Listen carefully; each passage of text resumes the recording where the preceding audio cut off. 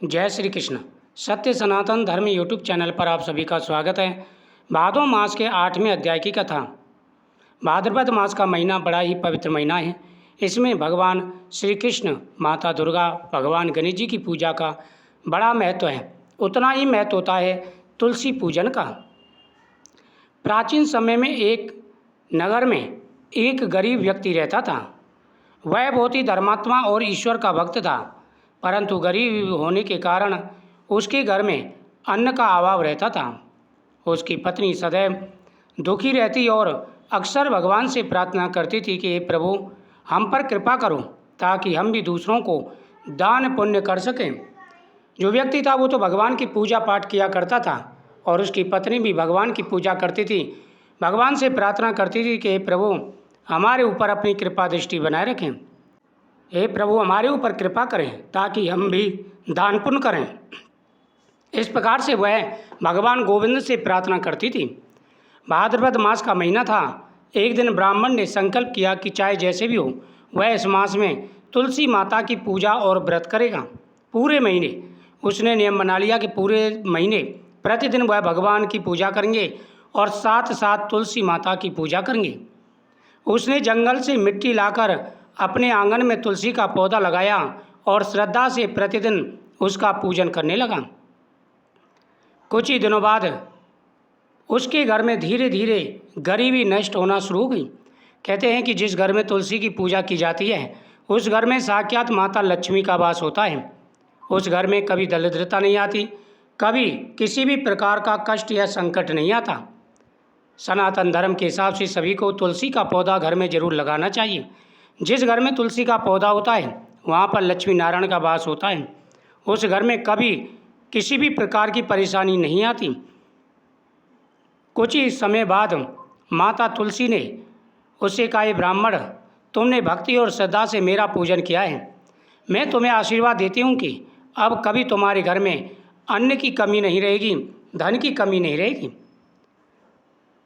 तुरंत ही उसके यहाँ पर तुलसी माता के और भी पौधे हो गए।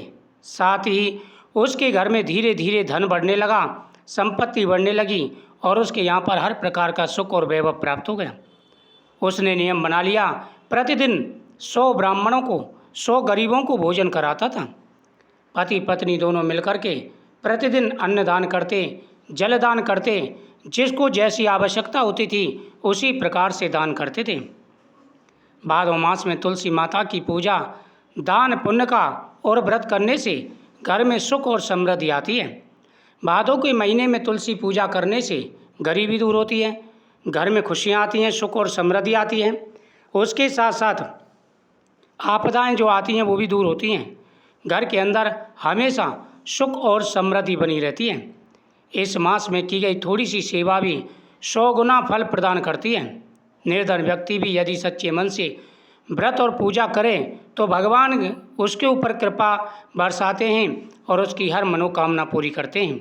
जो व्यक्ति सच्चे मन से भगवान की पूजा करते हैं, गौ माता का पूजन करते हैं, उन पर भगवान की हमेशा कृपा बनी रहती है। भाद्रपद मास के महीने में प्रतिदिन भगवान का पूजन करें, भगवान कृष्ण का पूजन करें, भगवान को तुलसी दल समर्पित करें। कृष्णाय वासुदेवाय हरे परमात्मने प्रणतक कलेश नाशाय गोविंदाय नमो नमः। इस मंत्र का जाप करते हुए प्रतिदिन भगवान को तुलसी दल समर्पित करना चाहिए।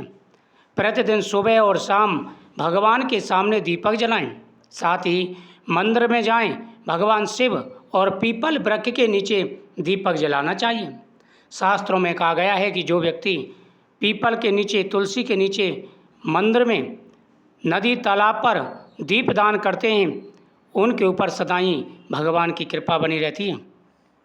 भाद्रपद मास बहुत ही पवित्र महीना है। इस मास को भगवान विष्णु, शिव जी, कृष्ण और गणेश और माँ दुर्गा की कृपा का महीना माना जाता है।